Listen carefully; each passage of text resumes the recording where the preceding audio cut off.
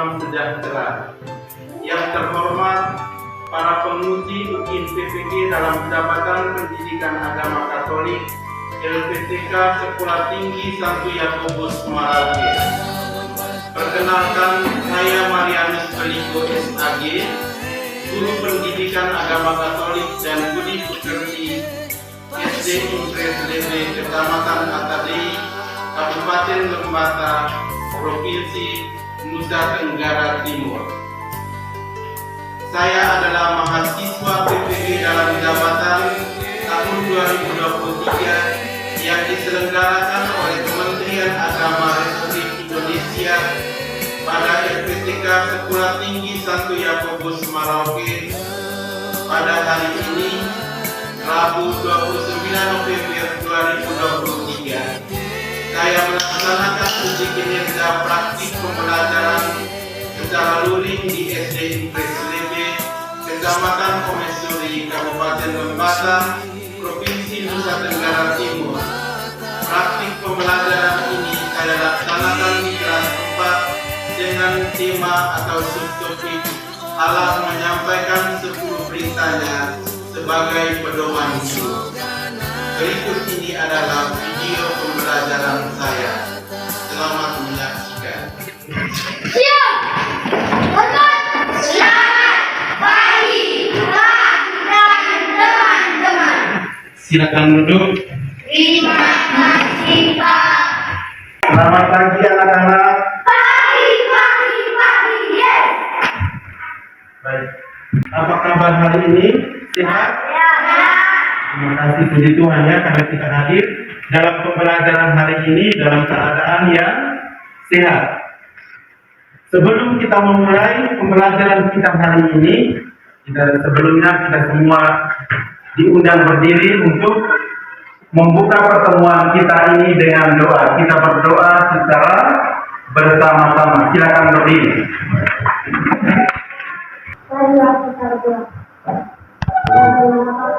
Dalam nama Bapa dan Putra dan Roh Kudus. Amin. Tuhan Yesus yang Maha Baik dan Tuhan, terima kasih atas 10 firman yang Engkau berikan kepada kami sebagai pedoman hidup kami. Semoga dalam hari ini kami semakin mampu mewujudkan dan melaksanakan 10 perintah-Mu dalam hidup kami sehari-hari. Amin. Dalam nama Bapa dan Putra dan Roh Kudus. Amin. Silakan duduk. Jadi hari ini dengan pembelajaran agama Katolik ya. Tema atau sub elemen kita hari ini adalah Allah menyampaikan 10 firman sebagai pedoman hidup. Coba ulang sama-sama. Allah menyampaikan 10 firman-Nya sebagai pedoman hidup. Itu topik atau sub elemen yang kita bahas hari ini ya. Kemudian tujuan pembelajaran. Tujuan pembelajaran kita hari ini, peserta didik mampu mengenal 10 perintah Allah sebagai pedoman hidup serta mewujudkannya melalui sikap dan tindakan dalam hidup sehari-hari. Untuk itu, dalam pembelajaran hari ini, saya minta semua siswa mengikuti dengan baik agar apa yang kita bicarakan tentang 10 perintah Allah ini dapat nanti kita wujudkan dalam hidup kita sehari-hari. Sebelum kita memasuki inti pembelajaran kita hari ini, sebelum Pak Guru ada pertanyaan untuk kita masuk ke inti pembelajaran kita hari ini.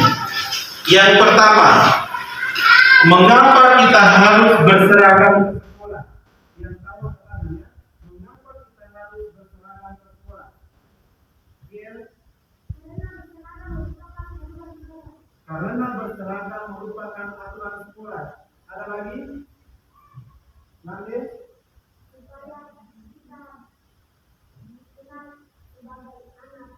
Supaya kita dikenal sebagai anak sekolah. Kalau kita berseragam, maka ketika kita lewat di lingkungan masyarakat, maka orang mengenal kita bahwa kita sebagai anak sekolah.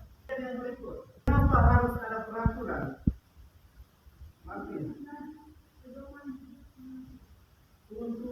menjadi pedoman hidup manusia. Aturan itu sangat penting untuk hidup kita ya, baik keluarga, sekolah maupun masyarakat. Yang ketiga, mengapa kita harus menghormati aturan itu?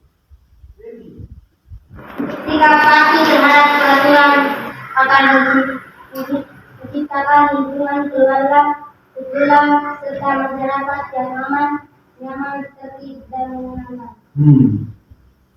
Mengapa ada aturan? Karena ada aturan itu bisa mengatur hidup kita, maka lingkungan baik sekolah, keluarga, masyarakat itu aman, apalagi nyaman dan tertib. Jadi kalau tanpa aturan berarti kita punya hidup ini karena lama ya.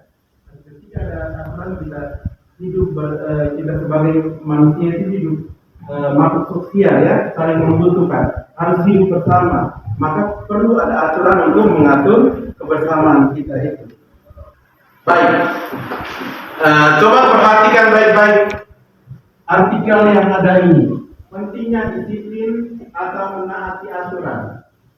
Perhatikan ini baik-baik ya. Mengetahui sebuah aturan dan menaati adalah sangat penting dalam upaya mencapai tujuan yang berhubungan dengan aturan terkait. Dalam kehidupan kita di mana-mana akan kita temui aturan-aturan dan peraturan, baik tersurat maupun tersirat. Contohnya adalah peraturan lalu lintas, ada juga peraturan minum obat atau pemakaian obat, ada peraturan sebuah dalam permainan juga ada peraturan ya, dan sebagainya. Sudah banyak kejadian fatal yang bahkan sampai merenggut nyawa akibat orang melanggar aturan atau disiplin. Contohnya, seorang yang tidak menggunakan helm pada saat mengendarai sepeda motor. Ini termasuk aturan di mana ini? Kalau lalu lintas ya. Tidak menggunakan helm pada saat mengendarai sepeda motor. Ketika ia terjatuh akan berakibat fatal, bahkan dapat merenggut nyawanya. Dan juga bila seorang yang sedang sakit dan meminum obat tidak sesuai aturan pemakaiannya, maka obat yang dia minum bukan meringankan penyakitnya tapi malah menambah ya, bahkan sampai merenggut nyawa orang yang tidak menaati aturan itu. Bisa mengerti ini? Baik, dalam lembar kerja itu Pak Guru sudah bagi ya. Ada lembar kerja 1, ini untuk kelompok 1 ya. Sedangkan lembar kerja 2 ini untuk kelompok 2. Pak Guru beri kesempatan 3 menit untuk berdiskusi dalam kelompok, kemudian pilih salah satu orang untuk mempresentasikan.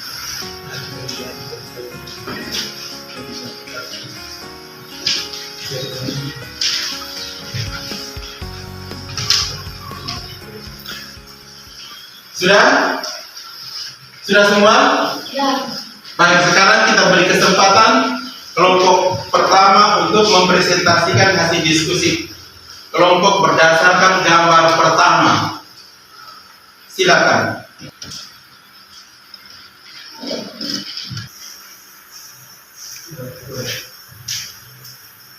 Hasil diskusi kelompok 1 adalah dari gambar yang ada siapa saja yang ada di dalam gambar di atas.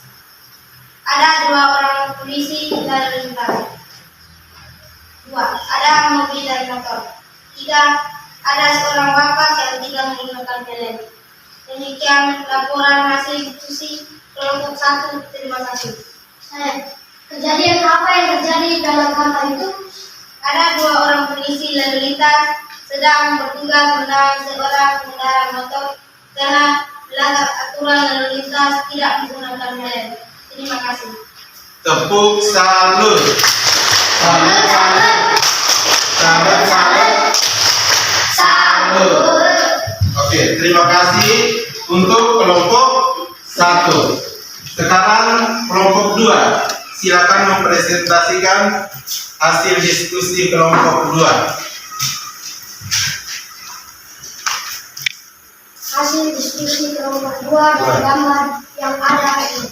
1. Ada seorang pemuda dan pemudi kecelakaan karena mengendarai motor tidak menggunakan helm mengalami kecelakaan.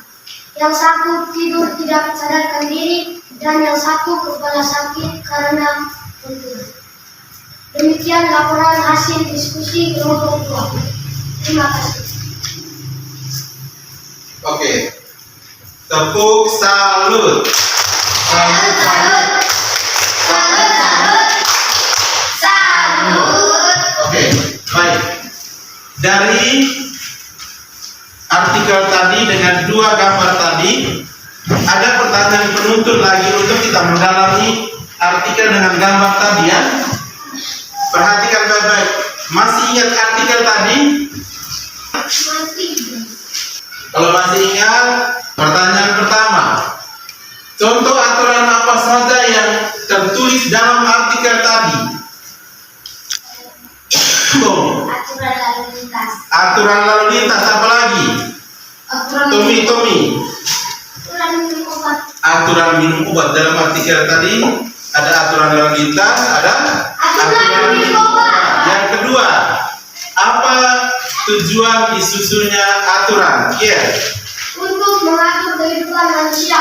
Untuk mengatur kehidupan manusia ya. Aturan itu sangat penting untuk mengatur hidup kita ya. Setiap langkah, tingkah laku, perbuatan kita itu berdasarkan aturan. Baik. Dalam hidup kita peraturan itu sangat penting ya. Untuk menjamin ketentraman dan kenyamanan hidup. Kita membayangkan jika dalam hidup kita tidak ada aturan, kita akan hidup sesuka hati ya, mau ke sana, mau ke sini, mau buat ini, mau buat itu, tanpa aturan maka kita buat sesuka hati saja ya. Kemudian kalau sebagai seorang anak sekolah, ke sekolah juga kalau tanpa aturan maka kita sesuka hati. Dalam proses pembelajaran mengajar tidak dapat berjalan baik kalau tanpa aturan. Jika tidak ada peraturan lalu lintas juga orang akan seenaknya saja ya. Dengan mau pakai helm, tidak mau ikut jalur mana, itu mereka enak saja.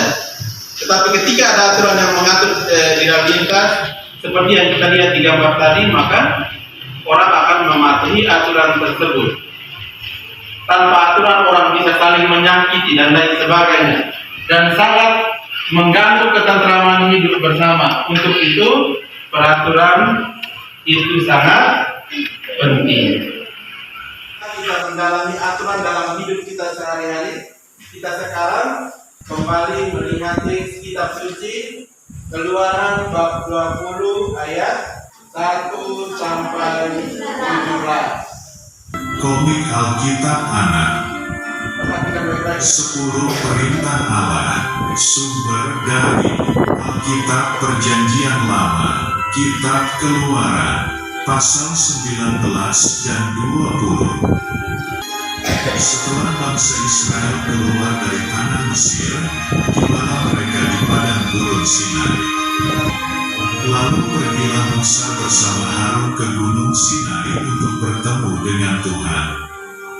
Kemudian Tuhan memberikan 10 perintah Allah yang ditulis di 2 lon batu, yaitu 1. Akulah Tuhan Allahmu, jangan ada Allah lain. 2. Jangan membuat patung seperti apapun dan jangan menyembahnya. 3. Jangan menyebut nama Tuhan dengan sembarangan. 8. Jangan mencuri, tidak boleh mengambil milik orang lain tanpa izin. 9. Jangan mengucapkan saksi dusta, bohong tentang sesamamu.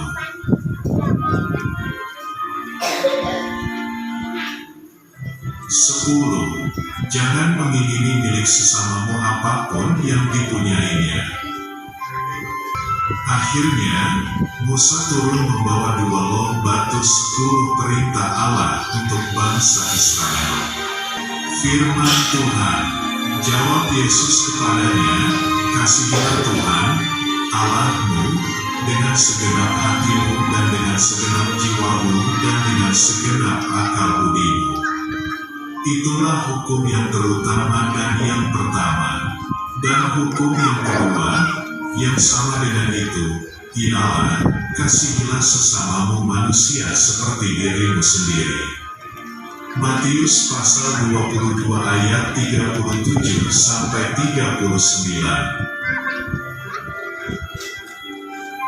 Baik, coba kita lihat bersama kembali lagi ya. Tadi teks tadi itu berbicara tentang 10 perintah Allah. Baik, coba kita lihat sama-sama, perhatikan baik-baik. Mengapa Allah memberikan firman-Nya kepada Musa untuk bangsa Israel?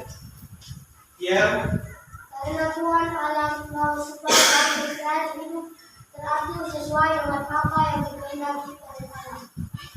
Karena Tuhan Allah mau supaya apa? Bangsa Israel hidup sesuai. Yang kedua, perintah mana saja yang mengatur tentang hubungan antara manusia dengan Allah dan manusia. Antara Allah dan manusia, perintahnya masih itu mengatur tentang hubungan antara manusia dan manusia. Ya baik, perintah Allah pertama 1 sampai 3 mengatur tentang apa? Manusia dan Allah. Hubungan antara manusia dengan Allah, sedangkan perintah 4 sampai 10 itu mengatur tentang hubungan antara manusia dengan manusia. Kita lihat perintah yang pertama tadi itu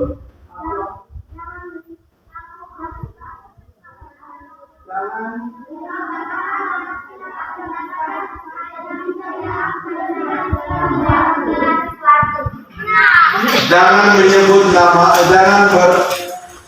menyembah berhala, berbaktilah kepada Tuhan dan tidak Tuhan mau supaya kita mencintai Dia lebih dari segala sesuatu ya. Berarti tidak boleh ada hal lain dalam hidup kita selain Tuhan Allah. Kita berdoa kepada Dia ya. Kemudian perintah Allah yang kedua. Perintah Allah yang kedua. Jangan menyebut nama Allah Tuhanmu. dengan tidak hormat. Berarti contohnya kalau kita ambil sesuatu lalu kita mau meyakinkan hasil yang kita curi itu dengan tanda salib ya, demi Tuhan saya tidak ambil, itu kita sudah menyebut nama Tuhan tidak dengan hormat. Yang ketiga, kuduskan hari Tuhan. Ini yang perlu kita perhatikan baik-baik. Kuduskan hari Tuhan berarti setiap hari minggu kita wajib ke gereja, setiap hari Tuhan kita wajib ke gereja. Kalian semuanya setiap hari minggu ke gereja? Tidak. Berarti kalian melanggar perintah yang berapa? 3. Maka dan setelah dari sini wajib ke gereja. Itu perintah yang mengatur tentang hubungan antara Allah dan manusia. Kemudian perintah yang mengatur tentang hubungan antara manusia dan manusia. Itu perintah yang keempat. Hormatilah ibadah kamu. Itu berarti kita harus menghormati apa yang diperintahkan oleh orang tua, kita wajib ikut. Orang tua itu adalah kewenangan kedua ya. Tanpa orang tua kita juga tidak ada di dunia ini. Kemudian ada lagi perintah yang pernah mencuri itu ketujuh. Coba sama-sama perintah yang ketujuh. Jangan rahasia di sekolah. Tidak pernah mencuri.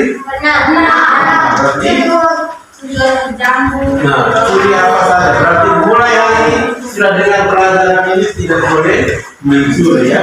Karena mencuri itu adalah melanggar perintah Tuhan dan juga beberapa perintah lain.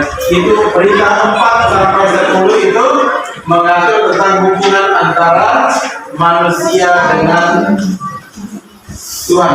Pertanyaan berikut. Menurut kalian bagaimana cara kita mewujudkan 10 perintah dalam kehidupan kita sehari-hari? Menjalankan perintahnya dan menjauhi larangan. Salut dulu untuk mampir. Tepuk salut.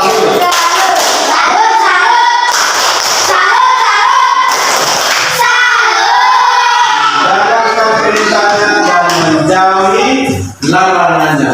Jadi itu beberapa hal yang perlu kita perhatikan berkaitan dengan perintah Allah ya. Sebagai peneguhan untuk kita, Tuhan Allah memberikan 10 perintahnya kepada Musa di Gunung Sinai untuk menjadi pedoman hidup bagi bangsa Israel, dan juga untuk kita ya, agar kita saling menghormati sebagai sesama manusia, sehingga kita dapat mencintai Tuhan Allah melalui sikap dan tindakan sehari-hari. Baik, kita semua berdiri dulu. Kita siap apa ya? Hanya dua saja. Ya. Kepala saja. Ya, saudara. Gunakan tanganmu, hati-hati gunakan tanganmu. Karena pewaris sudah melihat ke bawah, hati-hati gunakan tanganmu. Hati-hati gunakan kakimu, hati-hati gunakan kakimu. Karena pewaris sudah melihat ke bawah, hati-hati gunakan kakimu. Hati-hati gunakan matamu, hati-hati gunakan matamu. Karena pewaris sudah melihat ke bawah, hati-hati gunakan matamu. Hati-hati gunakan telingamu, hati-hati gunakan telingamu. Karena pewaris sudah melihat ke bawah, hati-hati gunakan telingamu. Silakan duduk. Baik, jadi materi kita hari ini tentang 10 perintah Allah ya. Manusia disebut sebagai makhluk sosial ya. Makhluk sosial yang tidak bisa hidup sendiri. Berarti harus hidup bersama agar dapat saling membantu menolong di dalam kebersamaan. Itu juga sering menimbulkan perselisihan, dan di tengah kebersamaan itu biasanya ada seorang pemimpin. Ya tidak? Di dalam kebersamaan berarti ada seorang pemimpin, dan pemimpin juga tidak berada di tempat ya. Dia selalu kadang keluar. Maka aturan itulah yang membantu kita, mengikat kita untuk saling melengkapi, menjaga ketertiban dan keamanan dalam kehidupan kita. Kita masuk ke bagian yang terakhir ya, untuk mengingat kembali materi kita tadi ya. Ada 2 pertanyaan ya, untuk mengingatkan kembali tentang materi kita. Yang pertama, mengapa dalam hidup harus ada aturan? supaya hidup kita aman, Supaya hidup kita aman. Apalagi, Tommy? tidak terjadi kekacauan. Tidak terjadi kekacauan. Pertanyaan yang berikut, mengapa Tuhan memberikan 10 perintah Allah kepada bangsa Israel? Bon, Karena Tuhan Allah mau supaya bangsa Israel hidup teratur sesuai dengan apa yang dikehendaki Allah. karena Tuhan Allah mau supaya bangsa Israel hidup teratur sesuai dengan apa yang dikehendaki Allah. Baik, untuk merefleksikan pembelajaran kita hari ini, kita lihat video refleksi ini dulu. Mau belajar kok jenuh ya? Lihat TV saja, masih pukul 9. Aduh, kotor sekali kamar anak ini. Wanda, sudah pukul 9. Ayo, segera tidur. Oh iya bunda. Iya bunda, aku segera tidur. Wanda, kenapa kamarmu kotor seperti ini, nak? Banyak baju yang berserakan. Kamu seharusnya rajin membersihkan tempat tidurmu supaya rapi dan bersih. Ayo, sekarang tempat tidurnya segera dibersihkan dan kamu segera tidur. Sudah pukul 9, nak. Maaf bunda, aku lupa tidak membersihkan tempat tidur. Sekarang aku akan membersihkan dan aku tidur. Maaf, aku terlambat bangun. Juanda, terlambat bangun kamu. Ya ampun. Baiklah, untuk kali ini ibu maafkan. Tapi untuk besok kalau kamu mengulang lagi, ada sanksinya untuk anak yang melanggar aturan di sekolah. Paham, Wanda? Iya, paham. Emang salahku. Terlambat bangun karena kemarin malam aku melihat TV. Teman-teman jangan menirukan saya terlambat ke sekolah ya.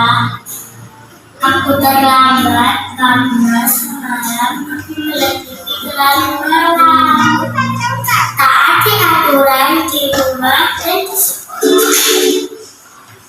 Baik, sudah mendengarkan video ini, silakan tutup mata semua, tangan katuk di atas meja.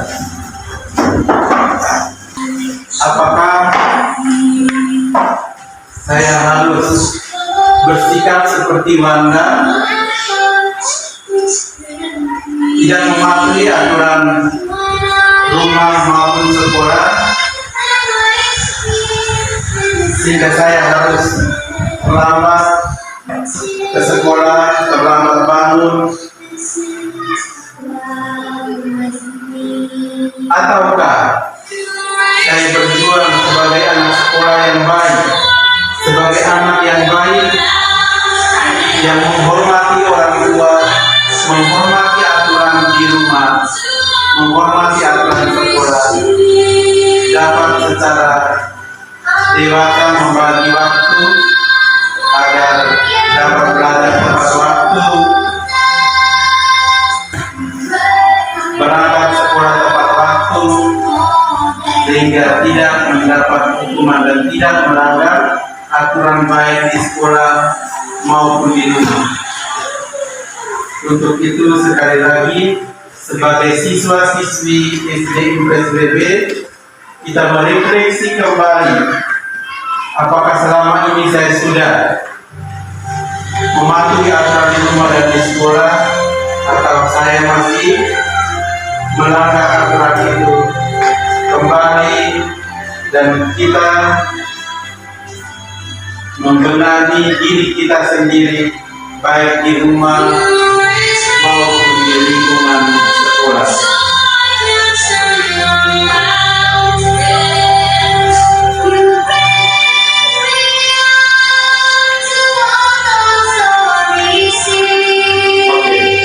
Terima kasih. Sekarang Pak Guru akan membagikan lembar kerja ya.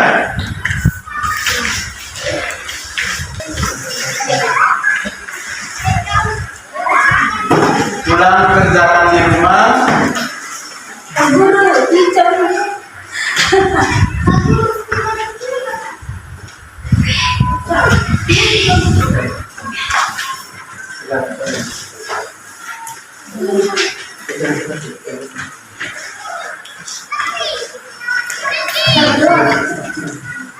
Silakan kembali dan kerjakan sesuai apa yang ada di dalam teks itu ya, dan dikumpulkan pada minggu depan pertemuan berikut. Berdiri, kita mengakhiri pertemuan kita ini dengan doa tutup. Marilah kita berdoa. Dalam nama Bapa, dalam nama Putra, terus bersama. Tuhan Yesus, terima kasih banyak atas kesedaran dalam pembelajaran kami hari ini. Semoga dalam seluruh tingkatan ini dapat membantu pertumbuhan iman dan karakter kami dalam keluarga, sekolah, dan masyarakat. Nama kami puji kini dan sepanjang masa. Amin. Dalam nama Bapa dan Putra dan Roh Kudus. Amin. Selamat pagi, Tuhan memberkati.